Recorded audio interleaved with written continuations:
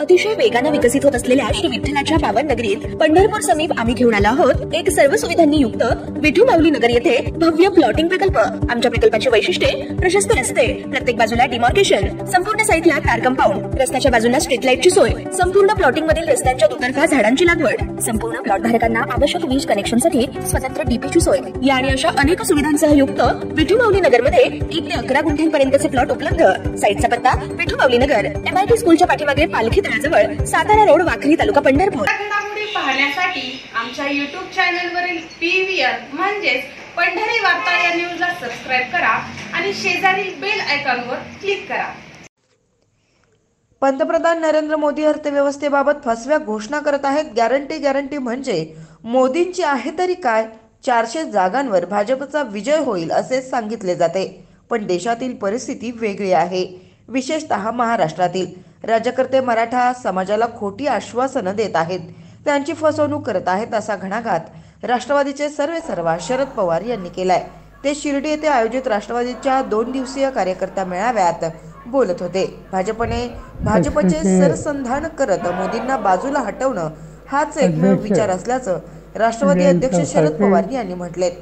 भाजपला आणि मोदींना दूर करण्यासाठी आपण एकट्याने नाही तर आपण सहकार्यांच्या सोबतीने निवडणुकीला सामोरे जाणार आहोत। यासाठी प्रकाश आंबेडकर यांना आपण इंडियामध्ये सामील करून घेण्याबाबत बोलणार असल्याचं शरद पवार म्हणाले।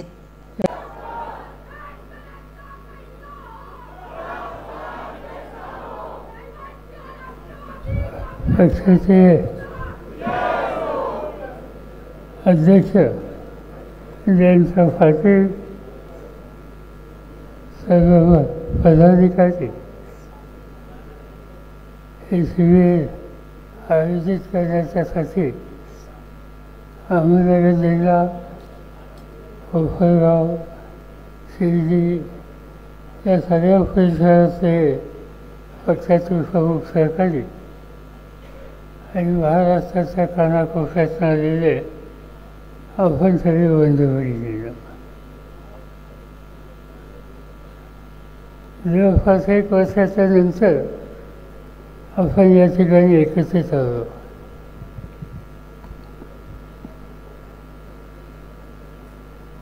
गेले काही दिवस महाराष्ट्राचा सच्चा राष्ट्रवादीचा कार्यकर्ता अस्वस्थ होता,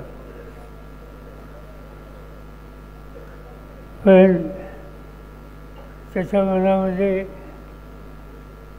पुन्हा एकदा मजबूतीने पक्ष उभा करावा याबद्दलची भावना होती आणि ती मूर्त सर्व राहण्यासाठी पंचाध्यक्षांनी ठरवलं की 1-2 दिवसाच्यासाठी सगळ्यांना घेऊन बसायचं, मुख्यपणाने चर्चा करायची आणि पुढची दिशा ठरवायची। मला आनंद आहे की कालपासून आपण सगळे या ठिकाणी एकत्रित आहोत आणि अनेकांचे विचार या ठिकाणी आपण ऐकले, अनेकांची भाषण ऐकली आणि तुम्ही माझ्याशी सहमत आहात। प्रत्येकाचं भाषण अतिशय उत्तम भाषण होतं, तो लहान कार्यकर्ता असो, विचारवंत असो, काही निवंचित असो, त्या भाषणातून एक दिशा ही आपल्याला मिळायचं काम त्यांनी केलं आणि या सगळ्यांना मी धन्यवाद देतो। आज अस्वस्थता आहे आणि त्याचं कारण संपूर्ण देशाचं चित्र वेगळं आहे। काही वक्त्यांनी त्याचा उल्लेख केला। आज भारतीय जनता पार्टी आणि त्यांच्या सरकारांच्या हातात सत्ता आहे आणि एक आक्रमक प्रचार यंत्रणा ही त्यांनी प्रत्येक राज्यात उभी केली। त्या आक्रमक प्रचार यंत्रणेतून जसं हिटलरचं जर्मनीमध्ये गोवल्स नीती या संबंधीची चर्चा होते, त्याचप्रमाणे असत्यावर आधारित असलेले अनेक गोष्टी जनमानसामध्ये प्रस्तुत करण्याचं काम भारतीय जनता पार्टीच्याकडून सतत चाललेलं आहे आणि त्यामुळे लोकही अस्वस्थ आहेत. चित्र पाहिलं तर तसं चित्र भाजपला अंतून नाही, तसं अंतून नाही आहे, ज्याचा उल्लेख मगाशी सुप्रियाच्या आणखी सहकार्यांच्या भाषणामध्ये आलं. हे सातत्याने सांगितलं जातं 415 लोकसभेच्या जागा आम्ही देतो. काय स्थिती आहे? केरळमध्ये आज कम्युनिस्ट आणि काँग्रेस यांचं राज्य, भाजप नाही. तामिळनाडूमध्ये भाजप नाही, आंध्रमध्ये भाजप नाही, शेजारच्या हैदराबाद राज्यामध्ये भाजप नाही, ममताजीच्या राज्यात तिकडं भाजप नाही, झारखंडमध्ये भाजप नाही, दिल्लीमध्ये भाजप नाही, पंजाबमध्ये भाजप नाही आणि काही ठिकाणी असे आहेत की त्या ठिकाणी भाजप आहे पण तो स्वतःच्या ताकद नाही. तुम्हाला आठवत असेल की गोव्यामध्ये काँग्रेस आणि मित्र पक्षाचं राज्य होतं, काही आमदार फोडले गेले आणि त्यानंतर भाजपने राज्य घेतलं. 3 राज्याच्या निवडणुका होण्याच्या आधी मध्य प्रदेशमध्ये कमलनाथच्या नेतृत्वाखाली सरकार होतं, पण आमदार फोडले आणि त्यानंतर ते राज्य घ्यायला मिळालं. आणि त्यावर तसं चित्र बरेचसे 415 म्हणून 500 म्हणून आज देशामध्ये भाजपला अनुकूल अशा प्रकारचं चित्र नाही आहे. आणि त्याला अनेक कारणं आहेत. त्याच्यामध्ये आपल्या हातामध्ये सत्ता आल्याच्या नंतर त्या सत्तेच्या माध्यमातून अनेक आश्वासनं आणि कार्यक्रम पुढे घेऊन प्रत्यक्ष अंमलबजावणी न करता लोकांची फसवणूक करण्याचं काम हे भारतीय जनता पार्टीने केलं आणि हे हळूहळू लोकांच्या लक्षात यायला लागले. नरेंद्र मोदी आम्ही पार्लमेंटमध्ये बघतो, क्वचितच येतात पण बघतो ज्यावेळेला येतात त्यावेळेला एखादं धोरण ते कृतीत येणारं असं अर्थ नसतं, त्याची मांडणी अशी करतात की पार्लमेंटचे मेंबरसुद्धा काही वेळाच्यासाठी थक्क होतात. घोषणाही खूप करतात. आता असंच असेल 2016 आणि 17 याचा अर्थसंकल्प हा पार्लमेंटमध्ये मांडला आणि त्या बजेट स्पीचमध्ये हे सांगण्यात आलं की 2022पर्यंत या देशाच्या शेतकऱ्याचं उत्पन्न आम्ही दुप्पट करू. आज 2024 आहे, काही गरज नाही. याचा अनुभव आला आपल्याला. मोदींनी एक दिवशी पार्लमेंटमध्ये सांगितलं की 2022पर्यंत शहरी भागातल्या लोकांना आम्ही पक्की घरं देऊ, पण हे घोषणा हवेतच राहील. आणि मोदी एक गोष्ट सांगतात, गॅरंटी आहे माझी. ती गॅरंटी काही खरी नाही. आणि ती गॅरंटी खरी नाही याचा अनुभव हा अनेक वेळेला आलेला. आज काय चित्र दिसतंय, आजीच्या वक्त्याने या ठिकाणी सांगितलं, देशाची नवीन पिढी ही अस्वस्थ आहे, ती काम वाटते, तिची काम मिळत नाही म्हणून अस्वस्थ आहे. ज्याचा उल्लेख मगाशी केला गेला की पार्लमेंटमध्ये काही लोक घुसले, तरुण होते, त्यांच्या हातात गॅसचं सिलेंडर होतं आणि घुसून त्या ठिकाणी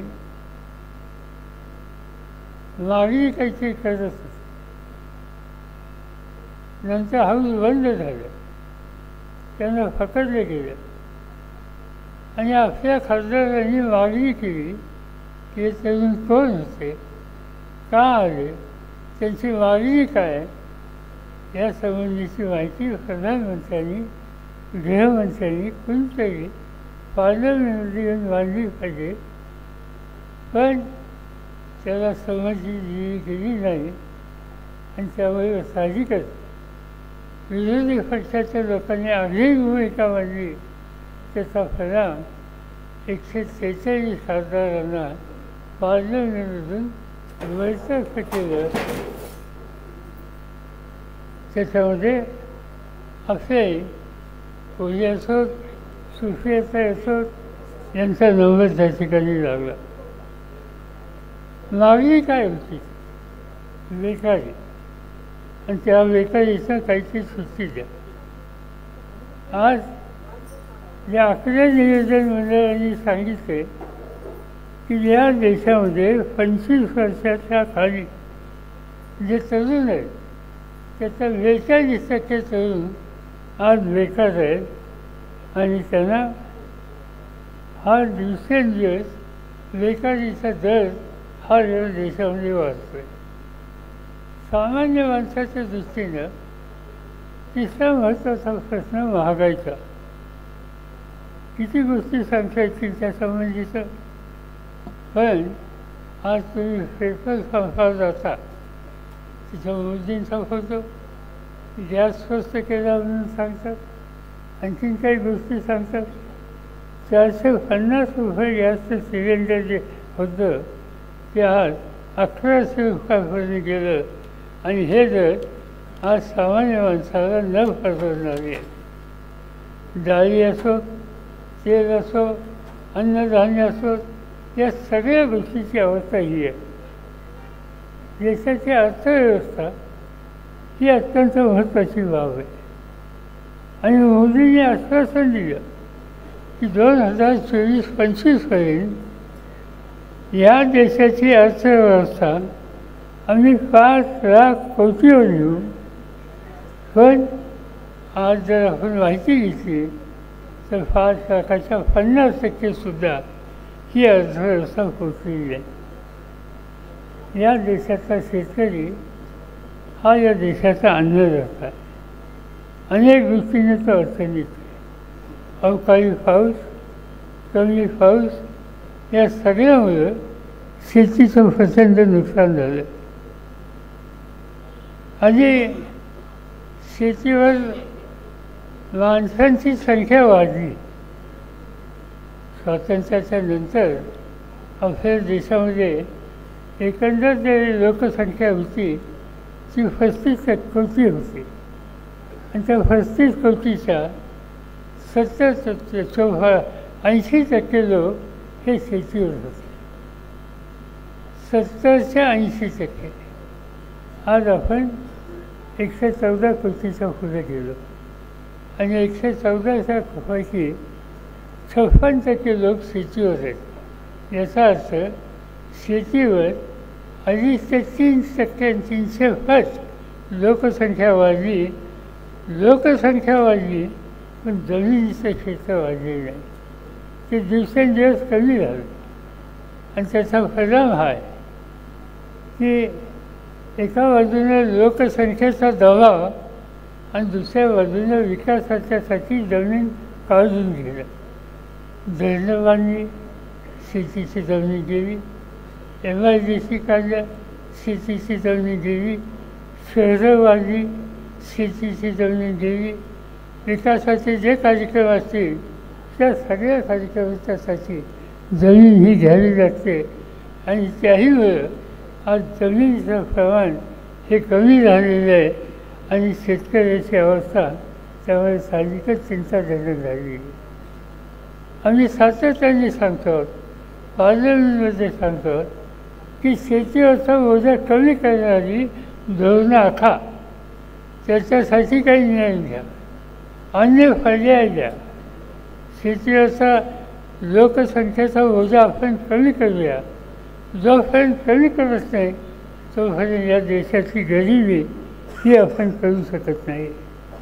त्यासाठी आज कुठल्याही प्रकारचं उत्पन्न धोरण आज केंद्र सरकार करत नाही.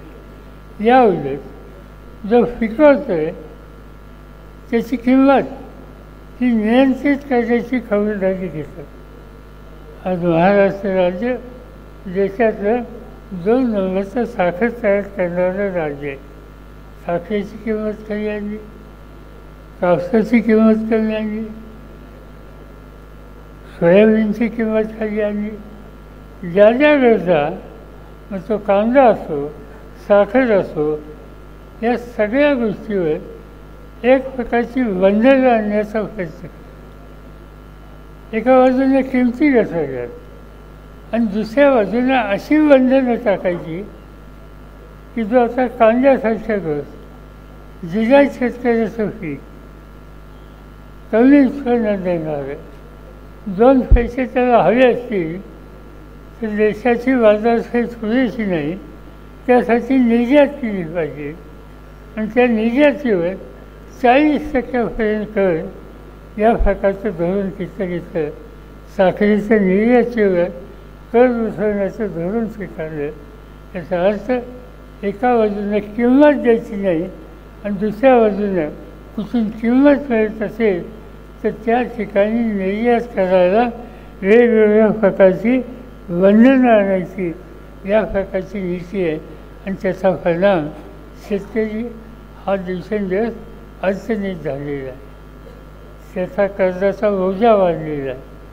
आणि मागाशी कोणत्या आधी वक्त्यांनी सांगितलं आणि ती गोष्ट खरी आहे की अलीकडच्या काळामध्ये खास शेतकऱ्यांच्या आत्महत्याची संख्या ही लक्षणीय वाढलेली आहे.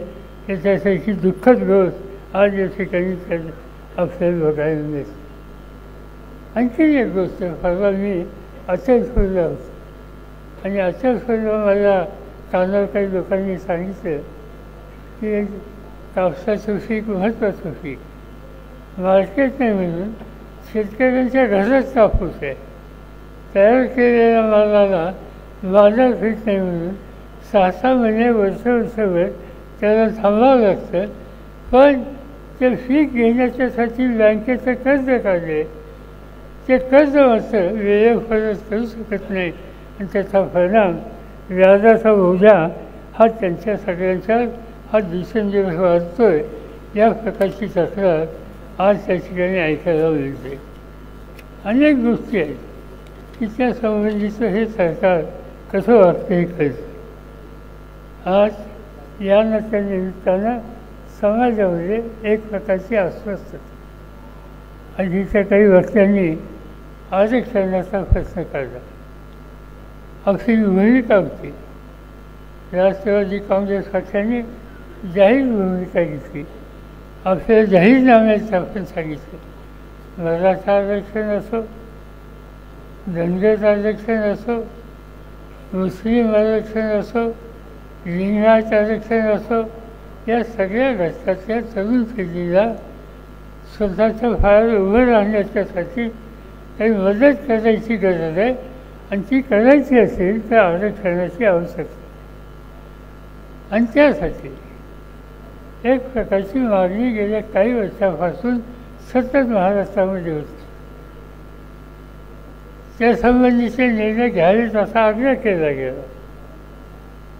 हे सगळं करत असताना मराठा आरक्षणाची मागणी करत असताना ही मागणी खुली करा, पण ही खुली करत असताना अन्य ओबीसीचे जे घटक आहेत त्या घटकांच्या मूलभूत अधिकारावर यत्किंतसुद्धा धक्का बसता कामा नये. कुणाच्या ताटाचं काढून कुणाला काही यावं या प्रकारची भूमिका सातत्यानं आपण त्या ठिकाणी मागितली. पण आजच्या राज्यकर्त्यांनी ही मागणी करणाऱ्यांना आश्वासन दिली.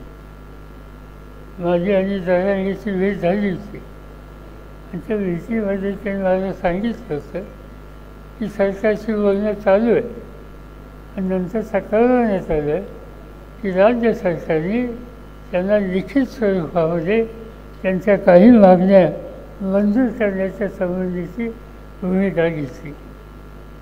येऊन दिलं त्यांना की या पद्धतीनं ते आरक्षण असावं आणि त्या आरक्षणाचा लाभ तुमच्या सगळ्या सोयींच्या सगळ्यांना मिळेल अशा प्रकारची मागणी भूमिका ही सरकारच्या वतीनं लिखित स्वरूपात मान्य केली आणि आज त्यापासून वेगळी भूमिका घेतली आणि त्याचा परिणाम आज ही तरुण मुलं अस्वस्थ आहेत.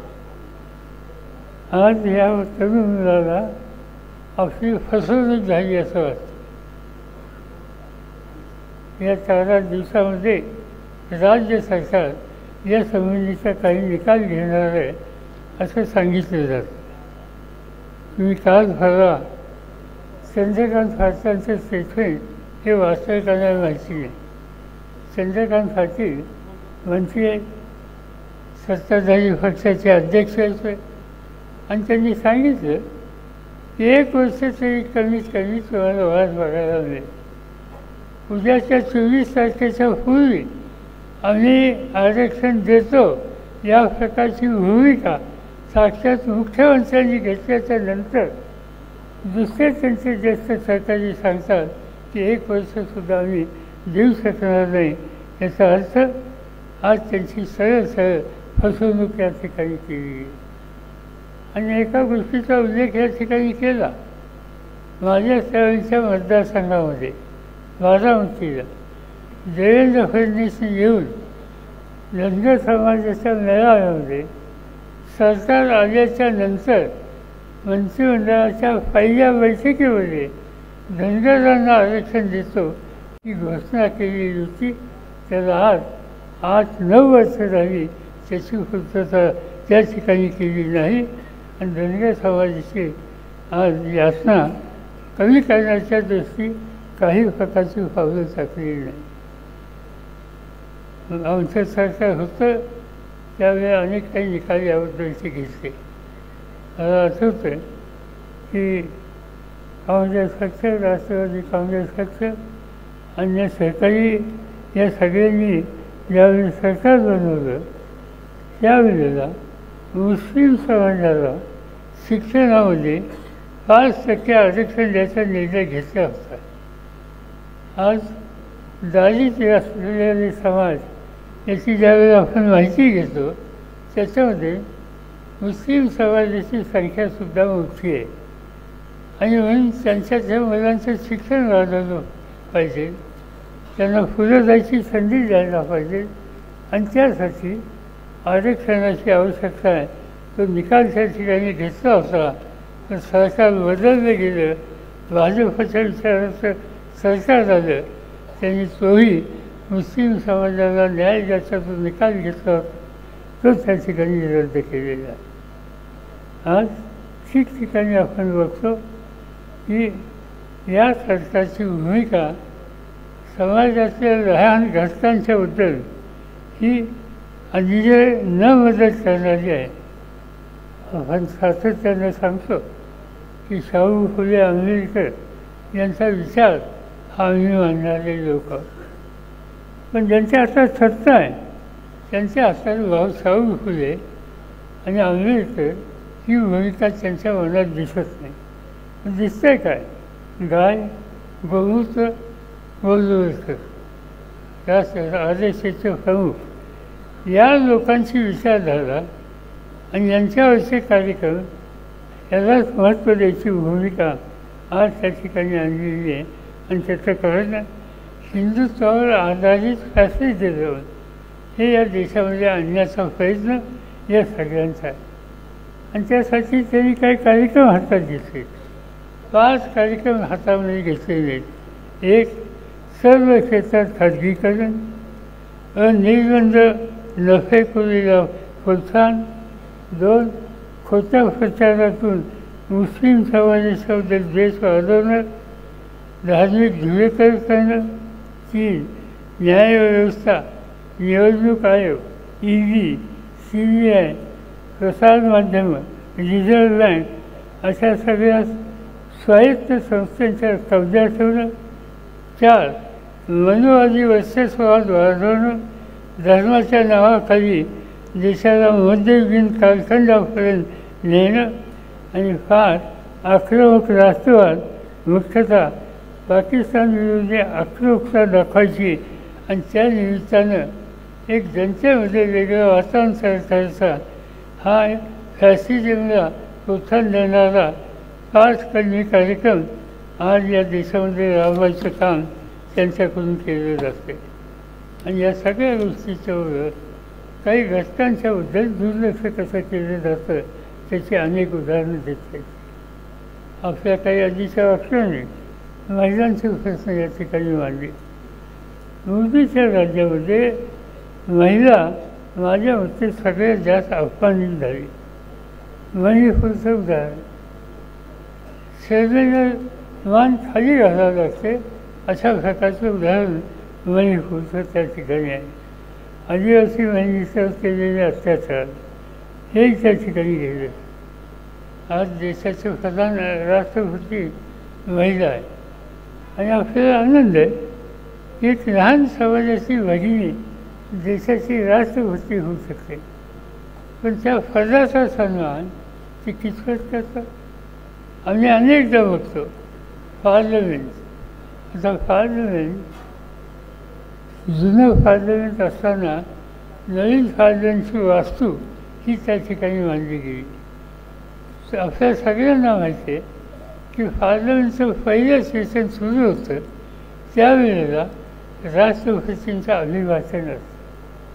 नवीन पार्लमेंटची वास्तू बांधली त्याच्या उद्घाटनाच्यासाठी राष्ट्रपतींना बोलवलं गेलं नाही, त्यांचा सन्मान त्या ठिकाणी करून दिलेला नाही. अशा कितीतरी गोष्टी सांगता येतील.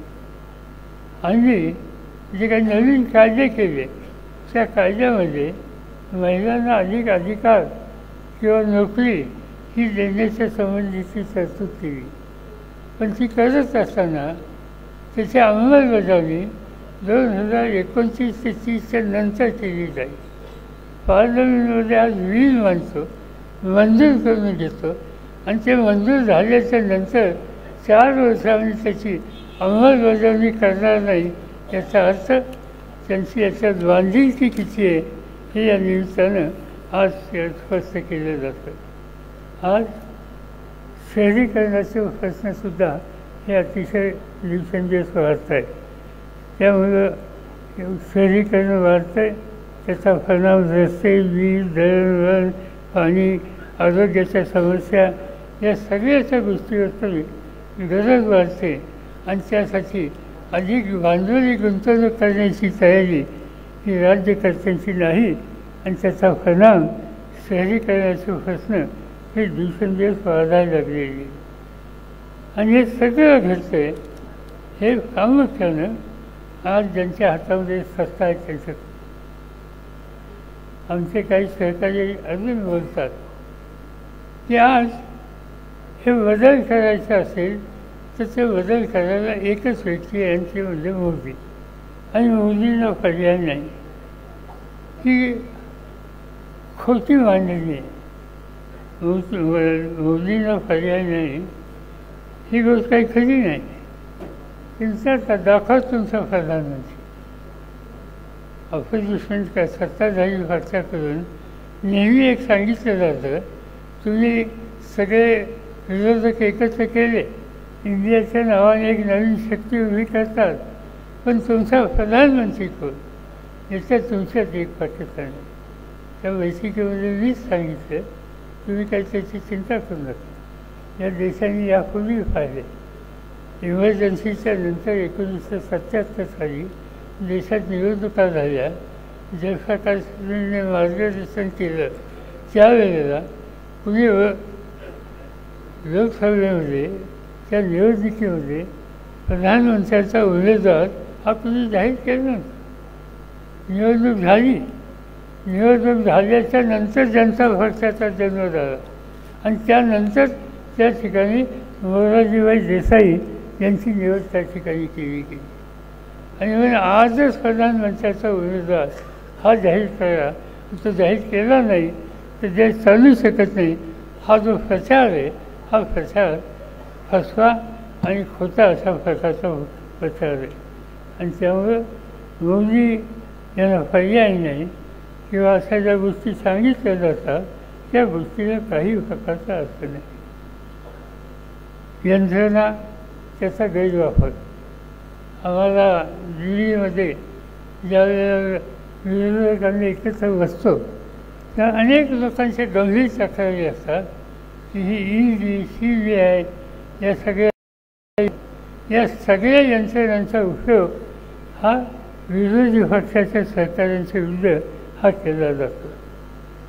महाराष्ट्रामध्ये आपण पाहिलं अनिल देशमुख या ठिकाणी कारण नसताना, कसलाही हे नसताना त्यांच्या कारवाई केली गेली, अटक केली गेली, मोठा भ्रष्टाचार झाला म्हणून रक्कम सांगितली गेली आणि शेवटी चौकशीमध्ये तसं मोठं काही नाही हे दिसल्याच्यानंतर शेवटी कोर्टाला सुद्धा म्हणावं लागलं की यांच्यावर अन्याय झालेला आहे, त्यांची सुटका करायला लागली.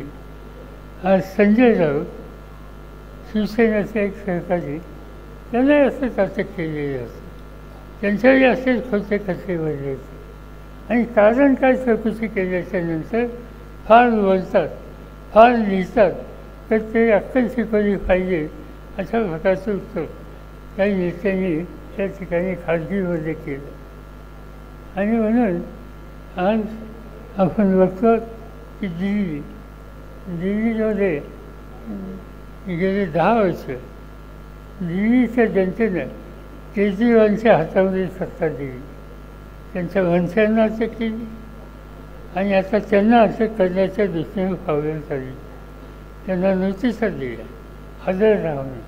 राज्याचा मुख्यमंत्री, देशाच्या राजधानीचा मुख्यमंत्री त्यांना तुम्ही हजर राहा, EDचं निमंत्रण हे त्याच्यामध्ये येते. संबंध दिल्लीमध्ये लोकांना माहिती आहे हा साधा माणूस आहे, स्वच्छ माणूस आहे, त्यांचा गेल्या 10 वर्षाचा कारभार लोकांनी पाहिलेला आहे, पण त्यांना आज ना उद्या अटक केली त्याच्यामध्ये आश्चर्य वाढण्याचं कारण नाही. झारखंड हे आदिवासींचं राज्य आणि तिथला मुख्यमंत्री आदिवासी समाज असतो, त्यांनाही अटक करण्याच्या संबंधीची नोटीस ही त्या ठिकाणी आलेली आहे. याचा अर्थ आज सत्तेचा गैरवापर करून राजकीयदृष्ट्या आपल्या विचाराशी सुसंगत भूमिका जे घेत नाहीत त्यांच्या विरुद्ध हा वापर करणं आणि त्यांना एक प्रकारचं नावलेट करणं या प्रकारचा प्रयत्न आज या ठिकाणी केलेला आहे. आणि या सगळ्या गोष्टी या देशामध्ये सतत घडत आहेत. त्याबद्दलचा विचार हा करण्याच्याबद्दलची नक्की ही वेळ आपल्या सर्वांच्या समोर आलेली आहे आणि ती करायची असेल तर मोदी सरकार बदलणं, पर्याय त्या ठिकाणी उभं करणं, विरोधकांची एकी त्या ठिकाणी करणं हाच खऱ्या अर्थानं आपल्या सगळ्यांच्या समोर पर्याय आणि ते काम आम्ही लोक एकत्रित बसून करण्याचा प्रयत्न करतो आहोत.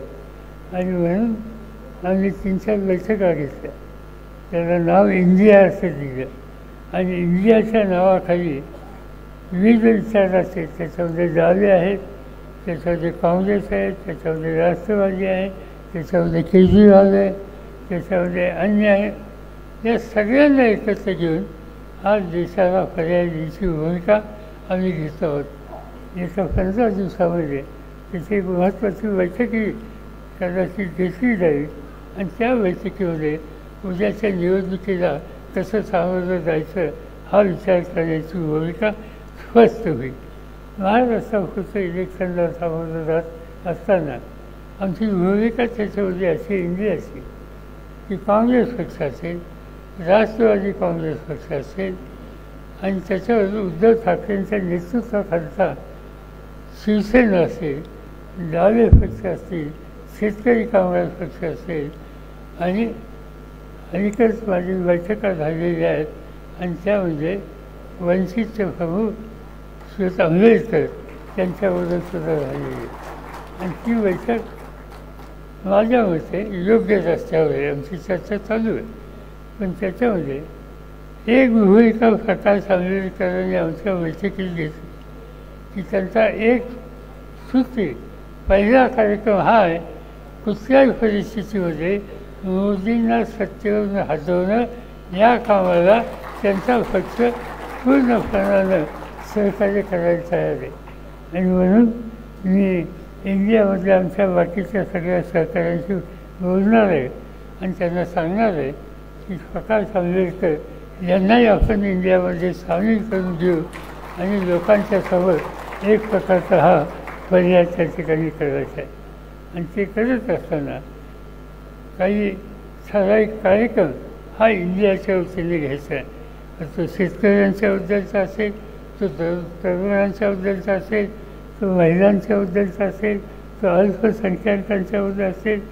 आणि त्याची हे करत असताना वाढती महागाई, वाढती बेरोजगारी, वाढती आर्थिक विषमता, नोटबंदी आणि करोनाच्या काळाचे अर्थव्यवस्थेत झालेले परिणाम, खाजगीकरण, सार्वजनिक संपत्तीची विक्री, मोठ्या उद्योगपतींची कर्जमाफी आणि GSTची फसलेली अंमलबजावणी असे 5-7 विषय हे आम्ही एकत्रित करतो आहोत. हो, आणि त्याच्यावर योग्य अशा प्रकारचं धोरण हे आम्ही ठरवणार आहोत. माझं तुम्हा सगळ्यांना एकच गोष्ट सांगायची की उद्याच्या निवडणुकीला आपण सहकार्यांच्या सहनिवडणुकीला जाणार आहोत. आपण एकटे राहणार नाही आहोत. पण महाराष्ट्राचे वेगवेगळ्या भागाचे जे अहवाल आहेत त्या अहवालामधून एक जनमानस असं सत्य देतं आहे की इथं पर्याय दिला पाहिजे आणि तो पर्याय आपण देऊ शकतो आणि त्याला जनतेचा पाठिंबा मिळेल याची मला खात्री आहे. त्या कामाला तुम्ही तयार राहा एवढंच या ठिकाणी सांगतो. मला स्वतःला 4:30ला इथं निघायचं होतं. एक ऊसतोड कामगारांचा एक महत्त्वाचा प्रश्नाची बैठक ही पुण्यामध्ये आज संध्याकाळी आहे आणि त्या बैठकीला जायचं असल्यामुळे मी अधिक वेळ न घेता आपल्या सगळ्यांची रजा घेतो. पुन्हा एकदा तुम्हाला धन्यवाद देतो. राष्ट्रगीत नको पण आभार सांगतो. मगाशच्या नावात आभार मानताना